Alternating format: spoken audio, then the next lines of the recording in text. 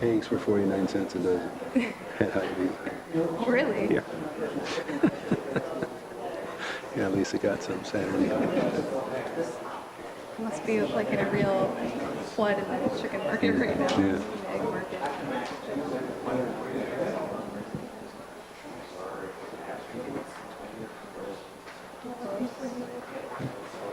Are we there? This is a long minute. Yeah.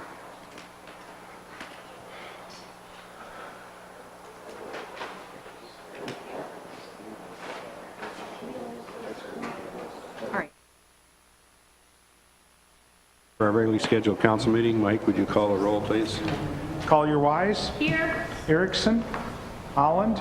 Here. Humphrey. Here. Mines. Here. Price. Here. Sorensen. Here. Ward. Here. Mayor Powell. Here. Would everyone please stand for the Pledge of Allegiance?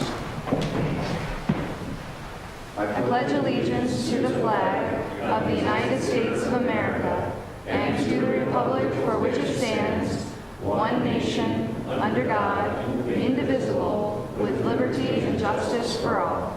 Thank you. Item 3 on our agenda, minutes from November 20th regular meeting and November 20th special meeting. Move approval? Second. A motion and a second to approve the minutes. All in favor signify by saying aye. Aye. Opposed, no. Motion carries. Thank you. Adoption of the agenda. Mike, John, do you know of any additions or corrections? Okay. Approval? Second? Motion and a second to approve the agenda as printed. All in favor signify by saying aye. Aye. Opposed, no. Motion carries.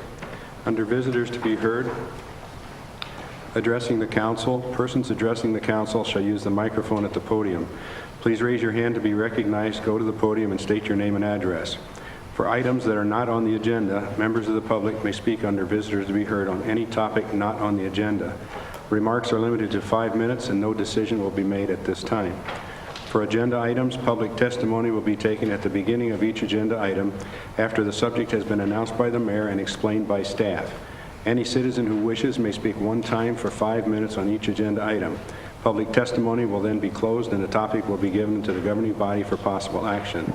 At this point, only city council members and staff may discuss the current agenda item unless a council member moves to allow another person to speak and there's unanimous consent from the council. Questions from council members, however, may be directed to staff or a member of the public through the presiding officer at any time. At this point, is there anyone in the audience that has an item that is not on the agenda? Any item that is not on the agenda?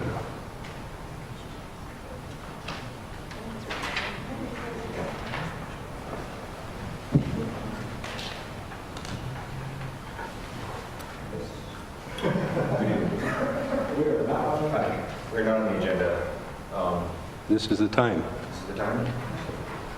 This is when the 5 minutes starts. Or Are you ready?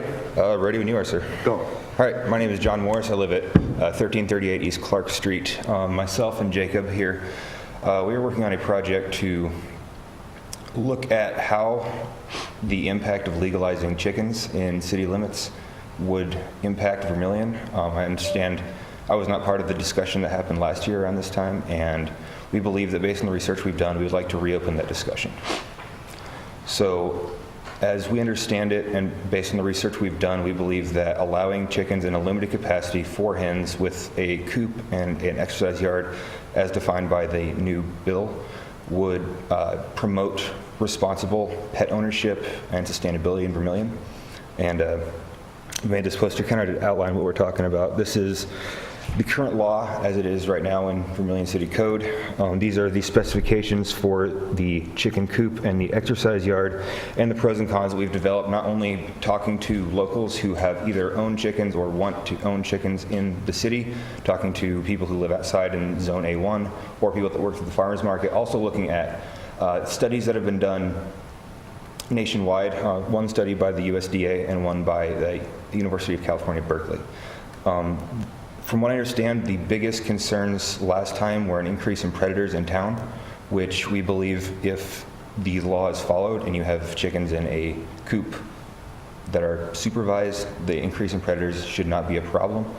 We believe that the concern over possible vermin or disease is also not going to be a problem, as the only real problem with chickens is introduction of H1N1 or avian flu, which, based on all the research that's been done on that, that only happens whenever waterfowl is introduced to a chicken population. That happened in California back in the early 2000s. That was because there were basically chicken farms that are acres large that were introduced to ducks that had the virus, which would not be a problem here. And also the other cons, noise level and smell, which is part and parcel with having a pet. With the noise, they would not be a problem based on what we've done. I know my mother owned chickens for a few years in Mitchell illegally, which she found out the hard way. We had never received a complaint from the neighbors. She had to get rid of them because she moved houses and could not keep them, so she moved them out to the city. And based on everybody else we've talked to, 4 hens is not going to cause any noise greater than what an average dog would be. Furthermore, waste from the chickens, 4 chickens would leave the same amount of waste as 2 large dogs, which 2 large dogs are okay according to city code. Those are our main points, and I'd like to ask if any of you have any questions based on the research we've done. Go ahead. Are you able to leave the poster, or do you need to bring it with you? We can leave it as long as you need it. That would be great. It's a bit hard to read from here, but I'm sure we would look at it later if you left it. And then if you had any materials that you could maybe send on to John, and he could send it out to the rest of us. We don't have any right now, but we can forward If it. you have other things that Mostly you it's wanted to just get to those us. 2 studies that, Okay. that you can email those. That would be great. Thank you. Rich? And if not, Where do we read this? I don't recall, of course, it's been a while back, a concern for other predators coming in. I do know that the thing that sticks in my mind for the last time this went through was that when it came time to vote on it, we had very few people here supporting it or saying anything at all. The last time we had some people come in and say they'd like to do it, and then there was nothing, silence after that. So thank you for bringing it up again, and maybe with some more information, it'll I know we had some people say that they were going to come out, but I think the weather might have kept them in. I don't blame them at all. So, Anyone else? thank you, ladies and gentlemen. Okay, thank you. Anyone else in the audience have a topic that's not on the agenda? Seeing none, council, anybody have anything that's not on the agenda? Okay, then we'll move on to, we have no public hearing, so we'll move on to item 7, old business. It's a second reading of ordinance 1355 to amend Title 15, Land Usage, Chapter 155, Zoning Regulations of Sections 155.075A, Telecommunications, Towers, Antenna Support Structures, and Wireless Communications Facilities, to add an exception allowing the City Council to consider the constructions of stealth camouflage towers within 300 feet of residential zoning or use. And John, please. Thank you. Well, I think for the council, this is nothing new. We had this a couple times during the course of this year, but I'll just kind of reiterate a few of the high points, so to speak, and I think a lot of the materials are items that you've seen before. But just a reminder, or just some background on a telecommunications tower per our city code right now are only allowed in 4 zoning districts: heavy industrial, general business, and our central business district. And the proposed ordinance before you does not change that. The ordinance would only continue to allow the telecommunications towers in those 4 zoning districts.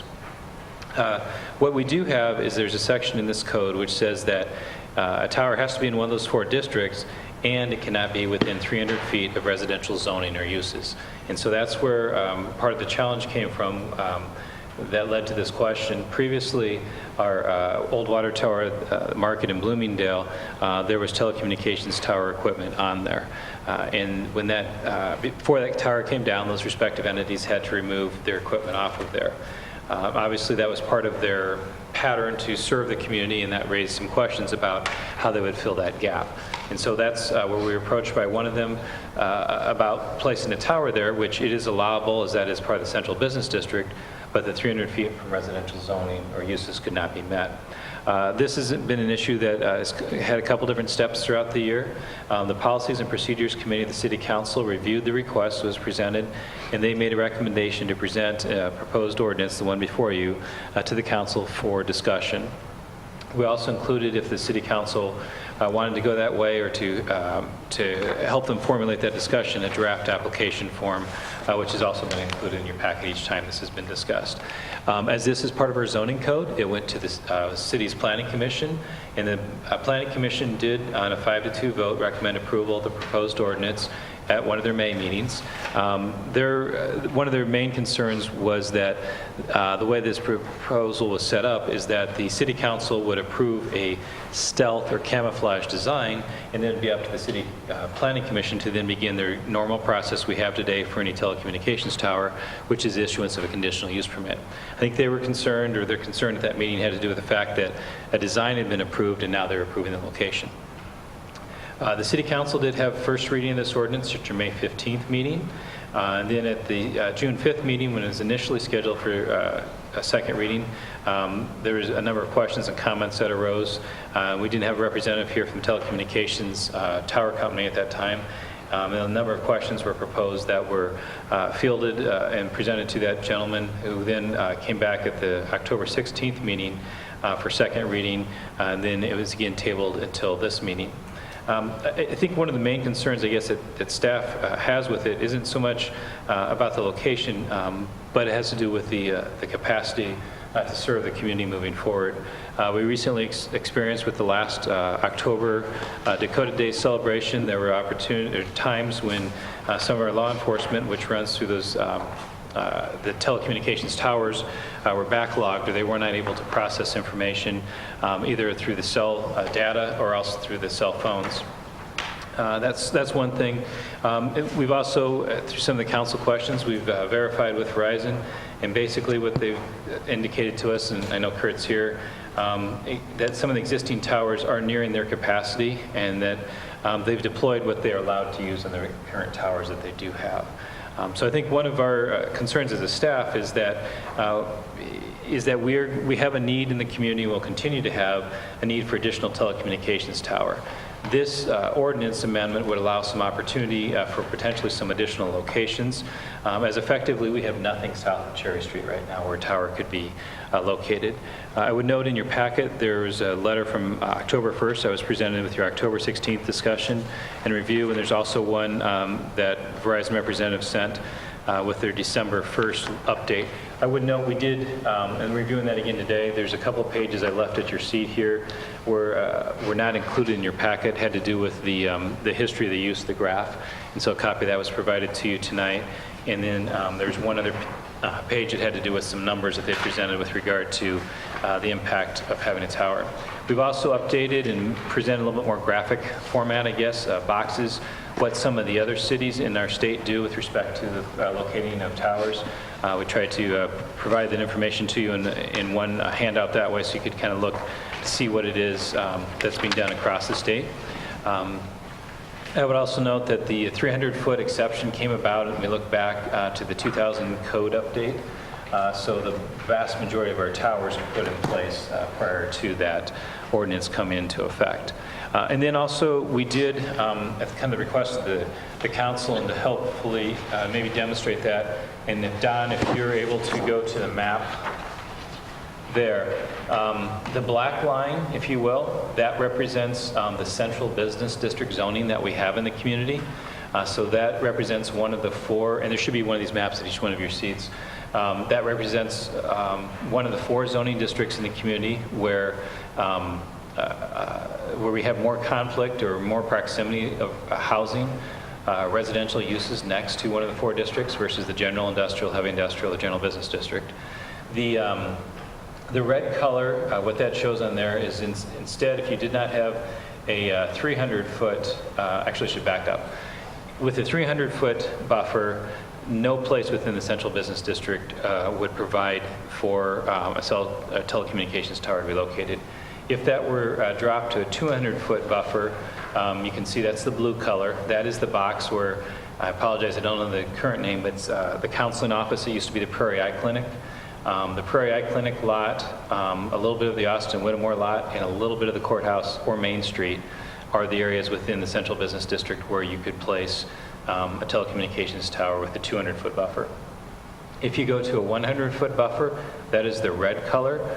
You can kind of see different areas there, half of parts of different lots. The Austin Whittemore House, the courthouse, those are probably some of the Bank of the West. Those are a few of the lot where we have the entire lot that we could work with.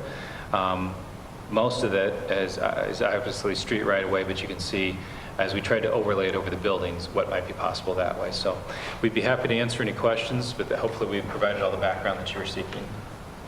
Okay, this is a public hearing, and anyone in the audience wishes to speak on this topic, please come forward.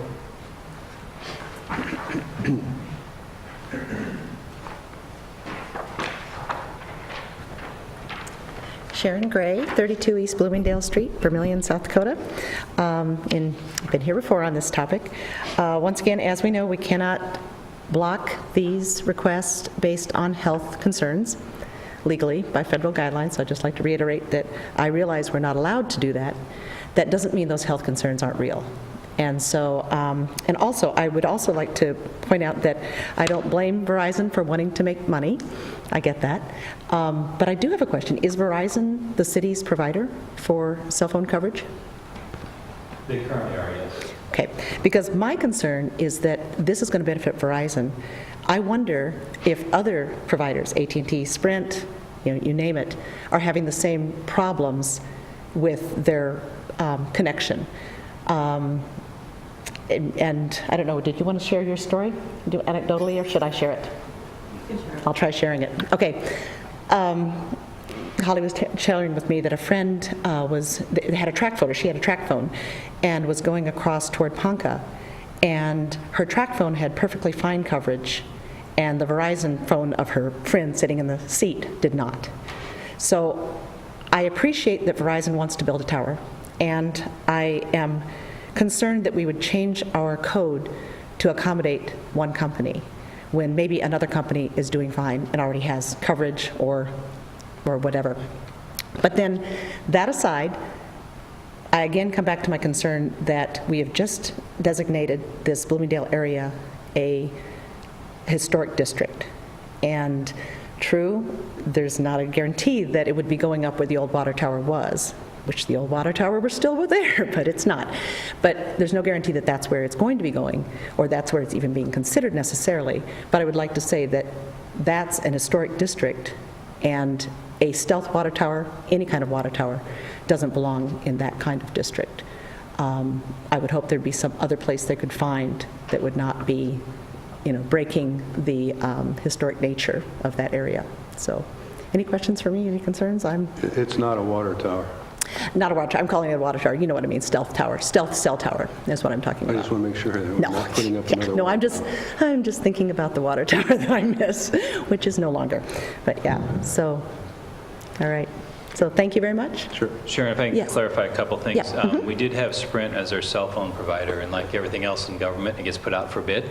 And we were able to tap into the Western States power bid, which basically covers about 8 Western states, and the pricing in that we were able to tap into was lower than the other one.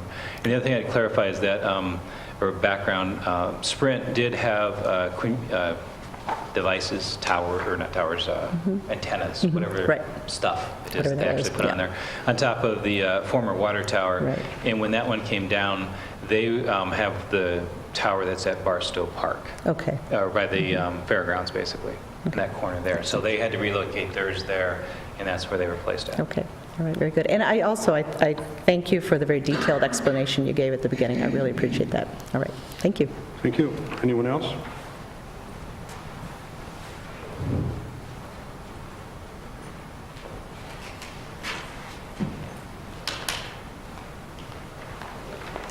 Good evening. My name is Holly Straub, and I live at 104 Court Street. And I'll be the first to admit that I've not been following this nearly as much as I perhaps should have been, but I chose to come nonetheless. I think Sharon and I probably share some of the same concerns. But the one thing that I really do honestly find very reassuring is the talk about the implications for a change to allow it within 100 feet or 200 feet. One of my concerns was the idea of not having any minimum distance specified.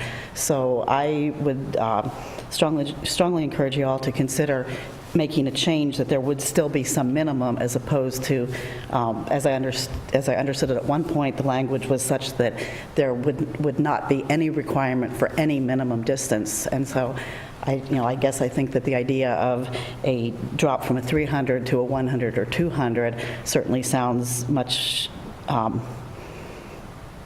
more pleasant to me than the possibility of an absolute adjacent thing.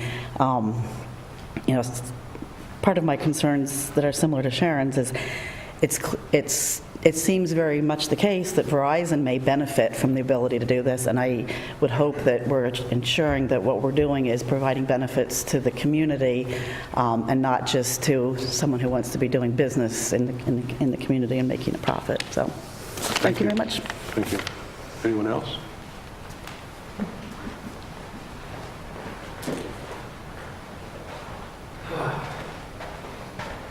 Good evening. My name is Kurt Walter from Rochester, Minnesota. Thank you for having me again. I hope that the last graphs that we provided is what you were looking for. So once again, just a little clarification for the general public. I'm sure you guys are completely aware of this, as John has mentioned several times. This amendment doesn't change any setback rules. It allows this group to find the right spot if we need to find a spot that's less than 300 feet. So this is really not changing anything, but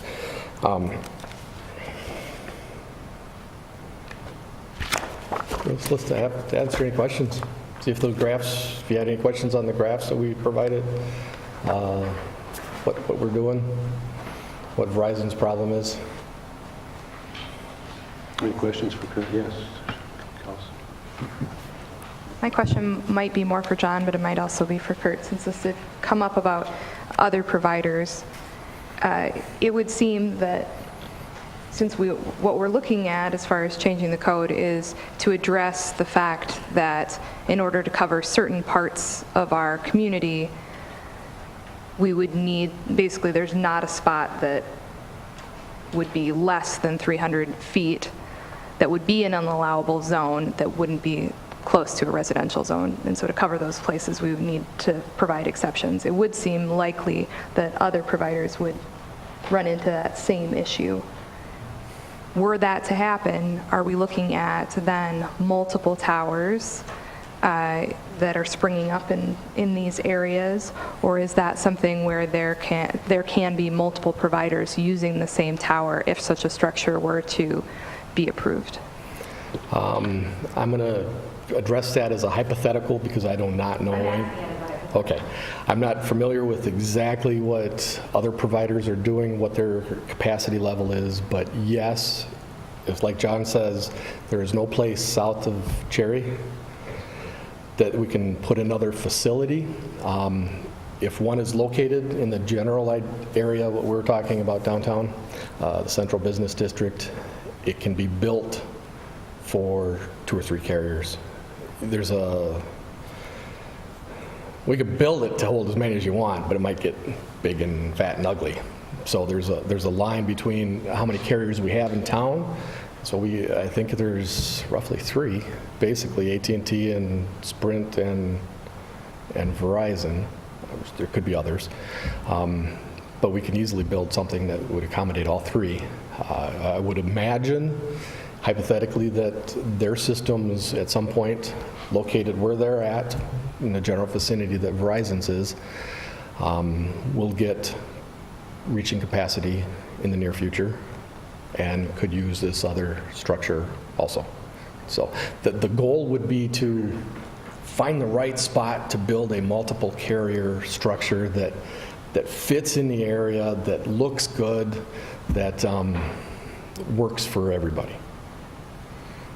So it's a fine line. So yeah. Other comments or questions for Kirk? Tom?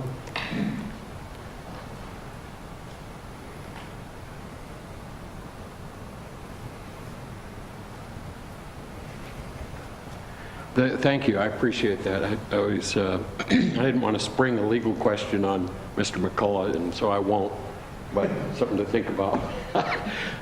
Thanks for coming back, and I hope you don't get snowed in. I hope so, too.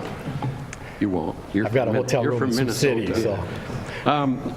I do appreciate your coming back and your availability since we first started talking about this in May, when we've had first reading more than half a year ago. So Yeah, a lot of that delay is on our corporate end, so. no problem. I wish there were competition among the three, and maybe you know there is, for anything owned by the city, so that it can't be bid necessarily if we're talking about a lease, but there must be needs by some of the others, and perhaps there isn't if you get to Nebraska. But the percentages of residents in what we call this downtown area, business area, is, to me, it seems like it's a downtown / residential business area. Some of these buildings are half and half. I do appreciate the fact that we're looking at some compromise, perhaps 100, I would go more with the 200 or maybe a slightly larger, but how long ago did Verizon first realize that you were growing so fast and maybe should have started buying up enough land that you had 300 feet all the way around it? Well, we were talking with city staff last December, so it's been at least a year that they've hired me to address it. So about a year, huh? At least. Usually there's a lead up to that, probably 6 months before that, but they're looking 2 years out that they're going to reach their capacity in 2 years, so there's usually a... And I don't agree that it's really humorous, for those of you who got a chuckle out of that. I also don't appreciate that we're being told that this number that was in the code that was passed some time ago was arbitrary. I have seen no proof of that. I've seen no minutes of testimony why it's being called arbitrary, which is a term of discretion and could mean 500 feet instead of 300 feet. So I realize there's a need for the community, for those who are customers of yours, and I realize that you need to stay in business and compete with these others. So I want you to know I appreciate that. But when we hear from people in a historic district and residences, we have to listen to them. They're not just a small group of people trying to run the city. They're the people who live near the downtown business area. So I hope you can appreciate that. Are there partial towers or antennas, or are there other options that could be used on top of existing buildings, for example? Maybe you've studied all that. A one-day problem during Dakota Day weekend does not necessarily a huge problem make. Maybe law enforcement and emergency will disagree with me on that, but I guess I would have to see 200 feet as perhaps a compromise if it allows another site to be looked at. But so far, every residence near that downtown business district, not just the water tower district, but a lot of those residents have told me they're against this. So I appreciate the problems Verizon's having, but I wish you'd have taken care of it some time ago, rather than just ask us to change a city ordinance. Actually, I refrain from saying that you may be misunderstanding this, but we're not asking for any definitive reduction in space. We're asking you to allow something to be looked at. If we find the right spot and it's next to a building that has retail on the bottom and it's got apartments up top and it just fits there, you guys would have then the discretion to approve it or not.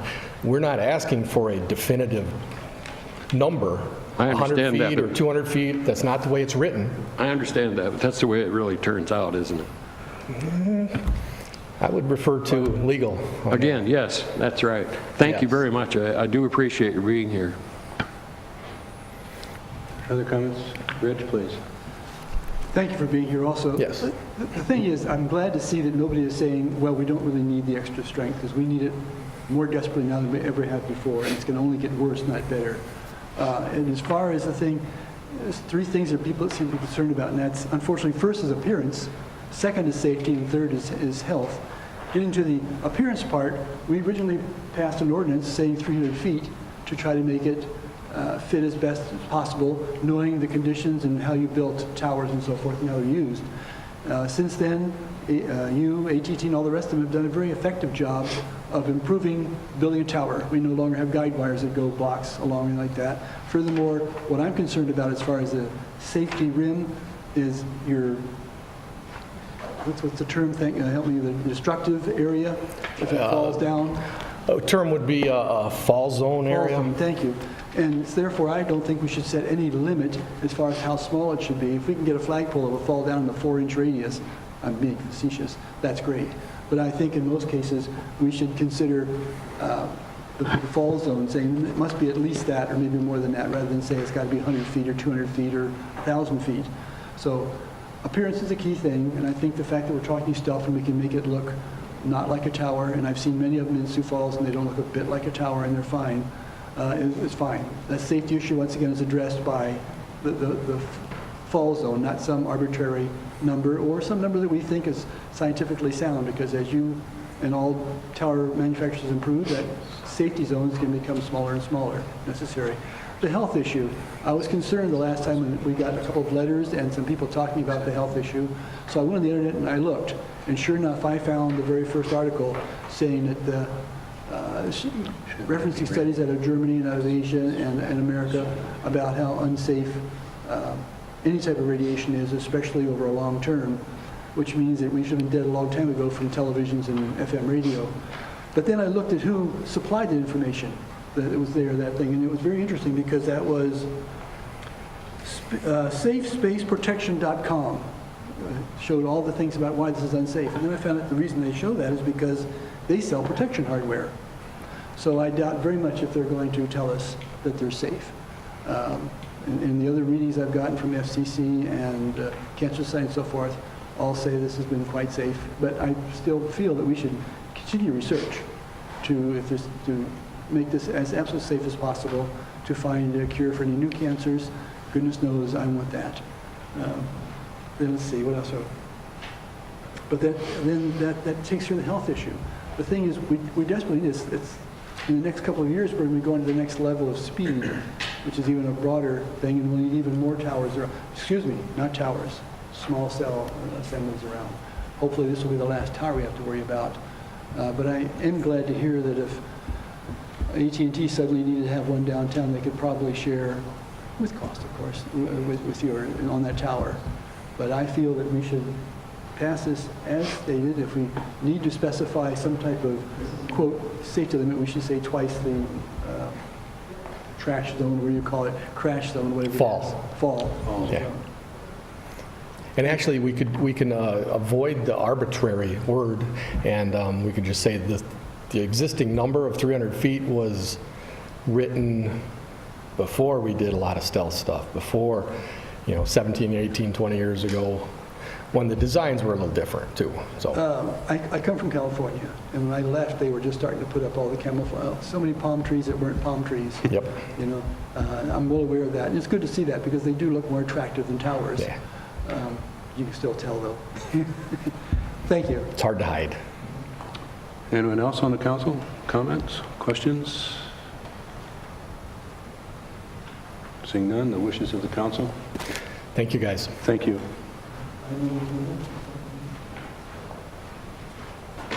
Second. We have a motion and a second. Any further discussion? Roll call.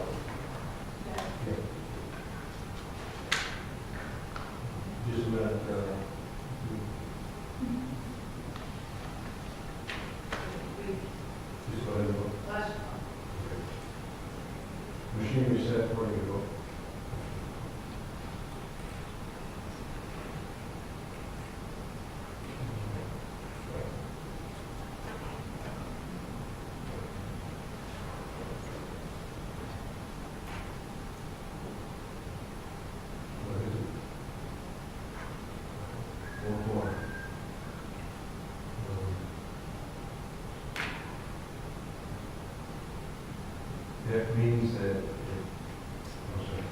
means that it has not passed. Okay? So it fails, yeah, right.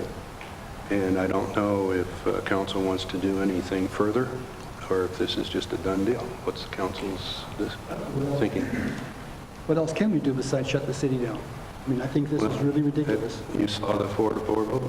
I saw that. I'm really... Sorry, we don't have our...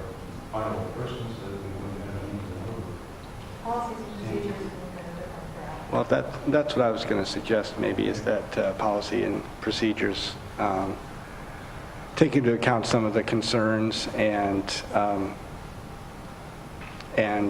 maybe find a minimum distance or something that we can agree upon. And, you know, the council members who voted against this, I think, need to express why they didn't. We don't have to do it today, but we need to figure out what those concerns are, and we can bring it back or not bring it back, but I think we need to consider it again. Okay? So I would move, well, if it needs a motion, I would do that. Okay. Mr. Humphrey? The reason why I voted no was because of the historic district and the 300 feet. If it was 200 feet around the Lewis and Clark Counseling Center, then I would have voted yes. It's just that I just don't think that it's in the right neighborhood, and that the 300 feet, I'm willing to compromise down to 200 feet. But the 300 feet, that seems a little bit too vague for me. So. Try having it next to the Austin Whitmore house. Tom? Just a couple of quick points. And I appreciate what you said, Steve. I'm on the Policies and Procedures Committee, and I was unable to attend when the vote was taken, when it was voted to recommend this. So I wanted to point that out. I was not there. And if you'd like people to get together and explain why they voted no, then I'd like to hear why people voted yes so strongly too. Because this is a two-sided thing, and this is a democracy, and we just had action on that. So thanks. Steve, please. Well, I'll absolutely explain. The ordinance does not set a specific area, and we need more cell phone tower service. So we have to build more cell towers. So in order to cover Vermillion, and especially in the southeast where we have the most users, we need to build a tower that covers the southeast. So it's a need, it is a utility need that we require as a city, especially in a college town where we have more users per capita than other towns in the state of South Dakota. This is, you know, we talked about this in the first reading as well. So we have to address that need. So we can't ignore that. You know, if I'm absolutely willing to amend this, propose an amendment to put the minimum distance, you know, for a camouflage tower or to, you know, 150, 200 feet like that. And if that would move us to a yes, then I'm happy to do that. I don't think that's a deal breaker. But that's, yeah. So I don't know if we can, anyway, so I think that's something we can consider, and we don't have to do it tonight, but I think we need to figure out how we're going. We do have a responsibility, however, to address the utility need of this town citizens. So we can't ignore this issue. Jim, is this an amendable thing? A motion Yes. you just made that result in the tie vote. It depends on how you amended it. The ordinance change had to be published, and so there's limitations on how much you can amend. If there's an amendment, it has to be amended within the scope of the ordinance, or within the scope of the notice. So what that means is, just by example, if you had an area, if you were going to propose change the zoning for, as far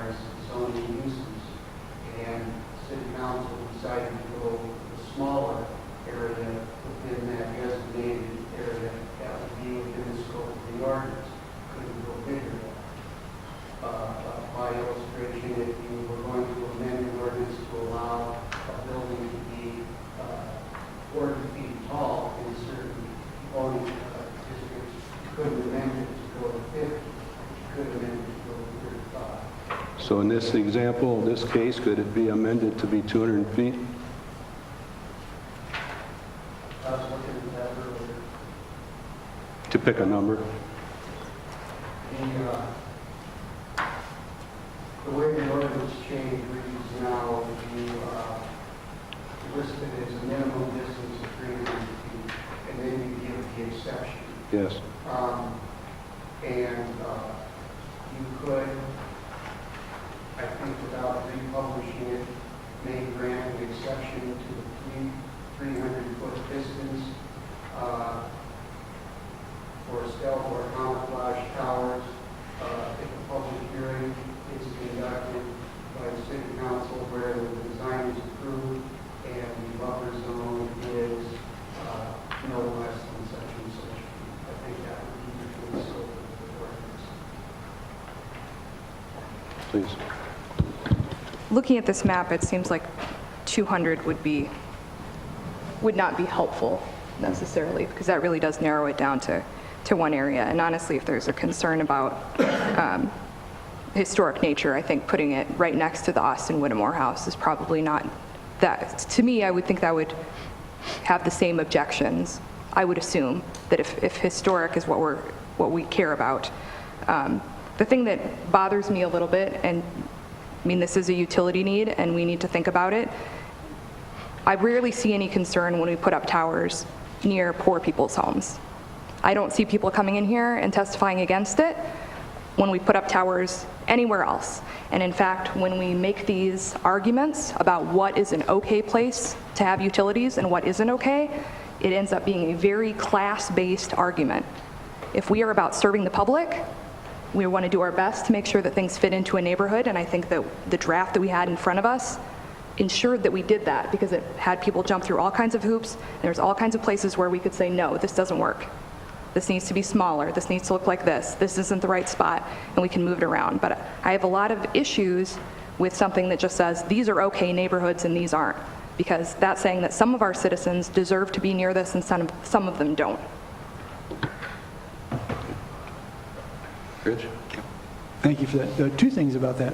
First of all, trying to set a number means that 2 years from now, we're going to be back again trying to change the number again. I would propose we make that number be twice the size of the Height? No, not the height, the fall zone. Wasn't that the height? No, it isn't. You can have one 200 feet tall that'll only fall in a 20-foot radius. And that's another example, by the way, Kelsey, of that is, I wouldn't mind having it by the Austin Whittemore House if it was a flagpole. I saw some very attractive flagpoles in Sioux Falls. And yeah, I know, but I'm saying that, yes, next to there, I would say, gee, I don't want a water tower there, or something that looks like a water tower, or something that looks like anything else. Like I thought, I'd have it in my own yard as long as it wasn't blue and yellow and looked like a rabbit, you know. So, but I feel that rather than setting a limit of saying 200 feet or 150 feet, we could simply say twice the fall zone, because once again, the example, the one that simulates a water tower probably has a fall zone of 50 or 100 feet. A flagpole has 25. So it depends on where it is and what it is, and it would be considered a conditional use. It's a vital thing. We need to find a solution. Tom? I'm sorry, are you done, Rich? Yes, I am. Thank you. I don't think we can guarantee how something's going to fall and how far out it's going to fall. We teach in the fire service that we keep people back 1.5 times the height. So height does make a difference. If there's kick out, if there are other factors, it can be a larger fall zone. So just to disagree with you on that, that does make a difference. Certainly. For that question, Do you want to turn on your... could we ask Kurt that question about, do you have information about sort of the engineering ideas about what those fall radiuses are and how they're determined? We did discuss this a little bit at our last time I was here. These can be designed to have a 0 fall radius. They can be designed so well that nothing can take them down. It all depends on what you want. This amendment here is just giving this body the ability to pick and choose what it looks like and where it goes. That's all it's doing. If this body chooses to have say it just fits 20 feet away from some building that has an apartment in it or something, and you want us to build it so that we guarantee it won't fall, or the engineer who actually builds the tower for us and the foundation will write a letter saying this is the way it's designed and this is how well it's built. It gets a little beefier and a little bit more concrete, for a smaller fall zone usually, but I'm not an engineer either, but that's what I've found in the last 20 years of doing this. So yes, we can design it however you ask us to. Rich? And correct me, but I have it with me. John, you put that into the questionnaire saying, what is it? And have an engineer sign off saying, its fall zone is this. That's in the questionnaire.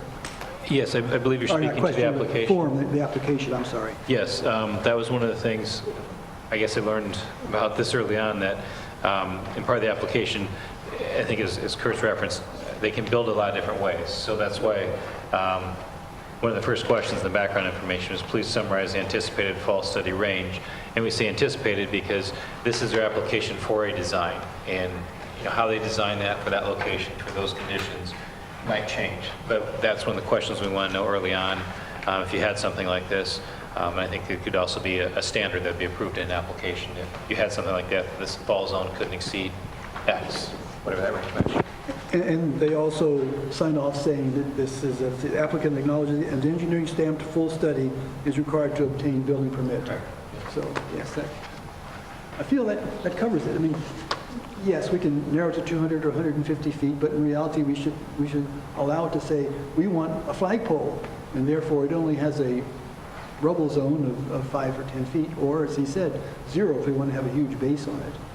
But rather than run the risk or the thing of revising this every year, I would say we would select that. And once again, that doesn't mean it's automatically going to go to a poor zone or a rich zone. It just means that we have that flexibility available. If we want to have very close to buildings, we have to have something that would guarantee it will not touch the buildings. Please. This may be more committee work. If you were having something like that, what we found in a few communities is that just as if you're building a house, you might have an 8-yard setback, 8-foot setback. You may want the same setbacks that district has otherwise, those sorts of things. Just taking nothing away from the 20-foot, but in the central business district, you have 0 setbacks because you can build right up against each other. But if you're in the general industrial, heavy industrial, general business, you do have setbacks. We probably would not want it to not adhere to what other structures in that district follow. Jack, I have another question. Okay, go ahead, Steve. Can we also add, we have a new medical district, right? Is that what it's called? Medical district? Community oriented, yes, the one the hospital's in. Right. COPD, it's not That's COPD, right. it's close enough. It's not a residential. Not COPD. It's not a residential district. Right. It's a PDD, yes. We have a couple PDD. PDDs in the community. Maybe it would be, I'm just thinking that, maybe it would be feasible to include those districts as possible districts that something like this could be built in, or is that, that's possible, right? Because it's a city ordinance that covers this? Sure, so our PDDs are, if you will, separate zoning districts that just pertain to certain parcels of land. And so like the healthcare one that we have over there, Bliss Point is in a planned development district. You may be seeing one in the first part of next year. Dave Hurt's development, Countryside Additions, in a planned development district. Technically, Coyote Village was in a planned development district. So those planned development districts have their own set of criteria that the council approves, which lay out what can be in there. It's not to say that those can't be changed or amended. Obviously, you want to have the applicant or the property owners aware of that if you were changing to add something to it. In essence, when they set those up, they go through, and I'm just going to utilize a Bliss Point, for example, they go through other residential development zoning codes and say, we want to allow this, not allow that. And they pick out those items that could be in there. So yes, it is possible. I do not believe that any of those districts included that in there, but I would need to review the code to see. And just for the record, I want people to know, and in the old water tower area. You've convinced me this may be not a good place to do this, but that's not a good reason to oppose this ordinance. So we need to separate the ability of the city to build where it can and where it's feasible against where we think it might go. There are two separate things. And I fear that we're not doing that. So hopefully we can reconsider this in time and come at it from a point of view that can make everybody a little less concerned. Tom? I would just like to say that this is not a city utility, and that clearly there is a need for more discussion. The vote's been taken. Let's pick up the discussion outside of this meeting and move ahead with this meeting. A recommendation, Your Honor. Any further discussion? Steve, did you have a motion? Yeah, I wanted to move to send the ordinance back to the Policies and Procedures Committee. Is there a second for that? Motion and a second to send back to Policies and Procedures. Any further discussion? All in favor signify by saying aye. Aye. Opposed, no. Okay. On to new business, item 8A is a change order number 1 for Prentice Park parking lot. And Jose, please. Thank you. Walker Construction was contracted by the city to complete the construction of the Prentice Park parking lot along the east side of the park, just south of the baseball field. The original contract with Walker Construction was for $156,652.34. Due to field conditions encountered during construction, an increase in the classified excavation and the base course material was allowed by staff. The change in the excavation was due to more material needing to be removed, while the base course difference was due to a denser material being placed. The budget will have to be revised by an additional $17,000 to cover the change order. Administration recommends approving change order number 1 to the Prentice Park parking lot. Any questions for Jose on this? It's probably for Mike. The source of the funds, this extra $17,000? This, when the budget was put together, we hadn't bid this yet. There was money in the budget for the Prentice Park pool project, or Prentice Park improvements, which included the pool, basketball courts, and the parking lot. The parking lot's not all going to be done this year, so there will be enough money budgeted for it, but it was second penny and first penny sales tax are being transferred to cover these costs. Thank you. Further questions? Motion? Second. Motion and second to approve the change order number 1. All in favor signify by saying aye. Aye. Opposed, no. Motion carries. Thank you. Item B, change order number 1 for Linden Ravine Drainage Improvements Project. And again, Jose, please. Thank you. M&M Construction, again, was hired or contractor by the city to complete the construction of the Linden Ravine drainage improvements. The original contract with M&M Construction was for $146,801.26. There are a few factors that caused this change order. First, the contractor required additional area to complete the project. This was mainly due to the soil conditions encountered, the amount of construction debris and junk found at the site, and the number of dead trees that had to be removed. This expanded area required additional topsoil, hydro seeding, and erosion control blankets to be installed that were not originally in the contract. Besides poor soil conditions, the contractor also encountered wet soils along large portions of the project. It was agreed that the contractor would use the granular embedment material rather than pipe foundation material in these situations to help save some costs. The budget will have to be revised by an additional $20,538.76 to cover the change order. The project is funded by the Stormwater Collection Maintenance Fund. Administration recommends approving change order number 1 to the Linden Ravine Drainage Improvement Project. Any questions for Jose? Rich? Jose, does that complete the project? Yeah. Yep. Thank you. Motion and a second. Further discussion. Tom? For those of you who were recently in town for an event, who grew up in that neighborhood of Lewis, Canby, Linden, Valley View, Poplar, South Pine, that whole area. This is indeed Skunk Hollow. I had a lot of questions by some people who were in town for a funeral or what was going on in their old neighborhood. So the other question I'll raise again is, can this at least be partially assessed? It's covered under South Dakota law, I believe. So is that a consideration? Any further discussion? We have a motion and a second. All in favor signify by saying aye. Aye. Opposed, no. Motion carries. Item C, first reading of ordinance 1365-2017, supplemental appropriation ordinance. Mike, please. The City Council adopted a revised budget for 2017 as part of the budget process in September of 17, along with the 2018 budget. Since that time, some expenses have taken place, resulting in the need to revise the budget.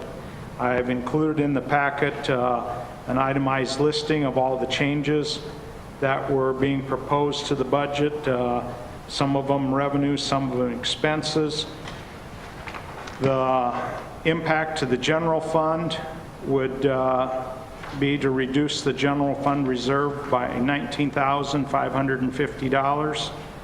I could try to cover each line item if you wanted, or if you have questions on it, I would gladly try to address any questions. Don't you dare ask him for every... Any questions for Mike? Move approval.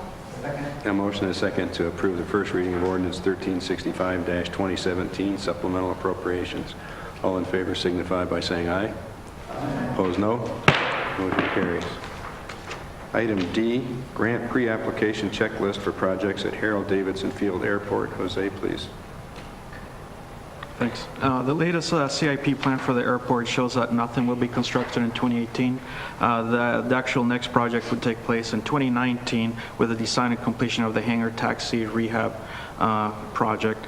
However, the FAA has a grant pre-application process that they started in 2014, and as part of this, they require the city to complete this grant pre-application document, which would provide information to the FAA, and thus they are essentially made aware of any possible issues ahead of time. In this instance, since the city doesn't have any projects, we're just informing the FAA that we have no projects going on for 2018, but that we want to save the money for the 2019 project. There is no financial consideration to discuss. Administration recommends allowing the mayor to sign the pre-application checklist. Questions? Move approval. Motion and a second to approve the grant pre-app checklist for projects at Harold Davidson Field Airport. Further discussion? Seeing none, all in favor signify by saying aye. Aye. Opposed, no. Motion carries. Item E, a resolution for acceptance of work for Community Development Block Grant, PCDC Welding School. Mike, please. In 2012, the city applied for and was awarded a Community Development Block Grant, referred to a lot of times as CDBG, in working with the Vermillion Area Chamber of Commerce and Development Company for a workforce development training grant that provided basic welding skills training. That grant funds have been expended, the grant has been completed, but one of the federal requirements is that the City Council adopt a resolution accepting the work. I mean, if we were building a wastewater treatment plant, it'd say, yeah, we got it. Here, this was expended for training. They still need a resolution saying that we've accepted the project as being complete. The funds have been expended, the documents have all been done and sent in to CCOG, who sent them on to Pier. We just, one little piece of paperwork, they still want a resolution. So a resolution was adopted saying that it's been completed. If approved, it'll be sent off to Pier and hopefully close this project out. Okay.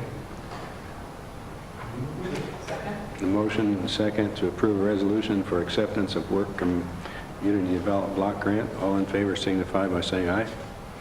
Opposed, no. Motion carries. Moving on to bid openings, fuel quotes. Mike? Should be a sheet of fuel quotes, and they're on the monitors here.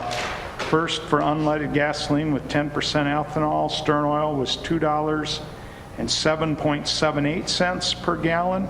The item 2 is be 3,000 gallons of number 1 and number 2 diesel fuel dyed. This is a blended cost of $2.23.45, and 1,000 gallons of number 1 and number 2 diesel fuel clear. The blended cost is $2.53.38. Second quote we got was from Brunick Service, and item 1 is $2.08. Item 2, the average cost is $2.27. Item 3, the average cost is $2.55. Looks like Stern Oil is low on all 3. Council?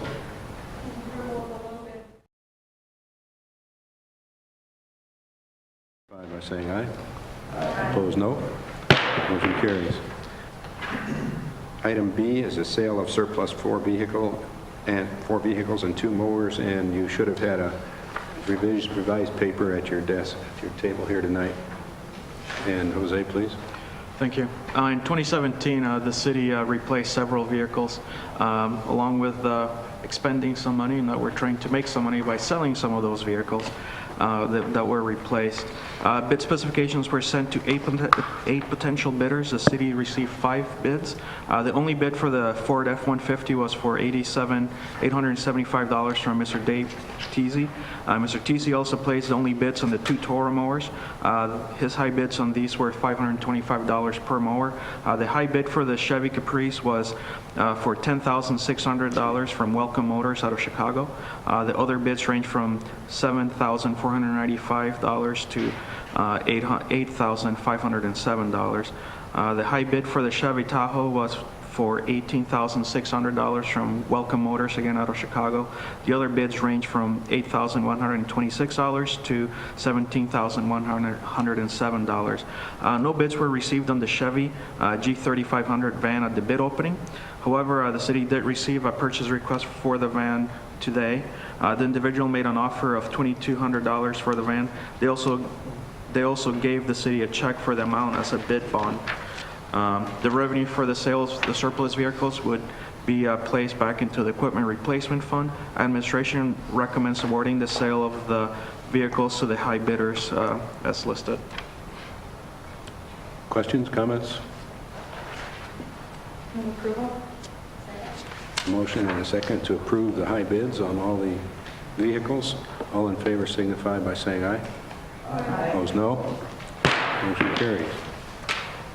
City manager's report, no? No. No, I'm sorry. I forgot item C. That's why some people are sitting here through all this. Sorry. Let's not skip that. Remount of city ambulance body, excuse me, on a new chassis. Sorry about that. Jose, please. Thank you. Replacement of one of the city's ambulances scheduled for next year. Clay County provides the funding to the city for the purchase of the new ambulance or a new chassis and remount of an existing ambulance box. The city owns the ambulance after the purchase and is responsible for the maintenance. The plan for 2018 is to remount and refurbish a 2002 ambulance box on a new chassis. The city opened bids on this November 21st, and a copy of the bid tabulation sheet is included in the packet. Bid specifications were sent to 5 potential bidders. The city received 3 bids from 2 bidders. To provide a chance to car dealers to bid on a portion of the project, staff developed a 3-proposal bid, I guess. Proposal 1 was for the remounting, refurbishing, and reconditioning of the city-provided ambulance body onto a dealer-provided chassis. Proposal 2 was for refurbishing, reconditioning, and mounting the city-provided ambulance onto a city-provided chassis, while Proposal 3 was for the chassis only. The city received 1 bid from Aero Manufacturing from Rock Rapids, Iowa for Proposal 1. This bid was for $169,932. Aero Manufacturing also bid on Proposal 2. On Proposal 2, their bid was for $123,536. And the city received a single bid for Proposal 3 from Vermillion Ford for $47,875. Clay County has budgeted $170,000 for the new ambulance. This money would again be paid out in 2018. The city would be receiving the ambulance when it's all said and done and send the bill to the county. Administration recommends awarding Proposal 1 for $169,932 to Aero Manufacturing from Rock Rapids, Iowa, and allowing the city manager to issue a purchase order to commence the work. Thank you, Jose. Is there a time on that? I don't think there is there? I mean, they have to get it done within a... There was no time set. I should come up here. There was no time set. There's no time set. So during construction, during the refurbishing or the work, they are actually going to be providing a spare ambulance. Oh, okay, so we won't be short. We will not be short. Yeah, we're not going to be short. Okay, thank you. I move approval. Motion and a second to approve the remount of city's ambulance body on a new chassis. Any further discussion? Seeing none, all in favor signify by saying aye. Aye. Opposed, no. Motion carries. Thank you. Now, city manager's report. Sure. Just a couple items. We do have an opening in our Business Improvement District number 1 board, or the bid board as we refer to it. We're asking individuals to complete the expression of interest form by December 13th, and we anticipate the city council will make an appointment at your next meeting on December 18th. And again, this bid board just works with the $2 per night of occupied hotel rooms in the community. They make recommendations to the city council with respect to the use of those funds. The bike master plan, their project website is up and going. We do have a community survey that we're asking people to take to help gather in additional information for the bike master plan. It is available at the website bikevermillion.com. It's also, there's a link on the city's website that you can utilize to go to the survey.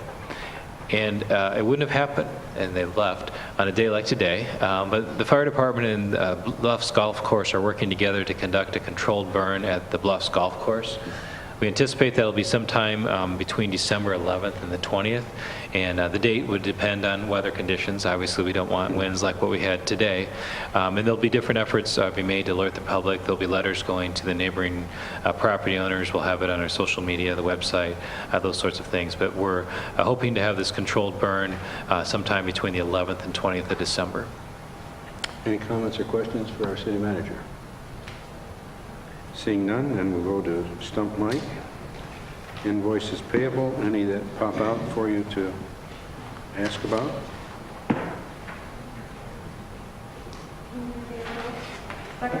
Motion and a second to pay our bills. All in favor signify by saying aye. Aye. Opposed, no. Motion carries. We have 3 consensus agenda items. A, set a public hearing date of December 18, 2017 for transfer of retail on-off sale malt beverage license to John Donald Enterprises, Inc. for Silk Road Cafe at 12 West Main, transfer from Silk Road Cafe, Inc. Item B, set a public hearing date of December 18, 2017 for retail on-off sale wine license for John Donald Enterprises, Inc. for Silk Road Cafe at 12 West Main. Item C, set a public hearing date of December 18, 2017 for retail on-off sale malt beverage license for Old Lumber Company, Inc. for Old Lumber Company Grill and Bar at 104 Market Parking Lot. Anybody care to move approval of the consensus agenda? Sure, I'll move that. Okay. Motion and a second to approve the consensus agenda. All in favor signify by saying aye. Aye. Opposed, no. Motion carries, Steve. Yes. Yeah. Motion and a second to adjourn. All in favor signify by saying aye. Aye. Opposed, no. We're adjourned. What's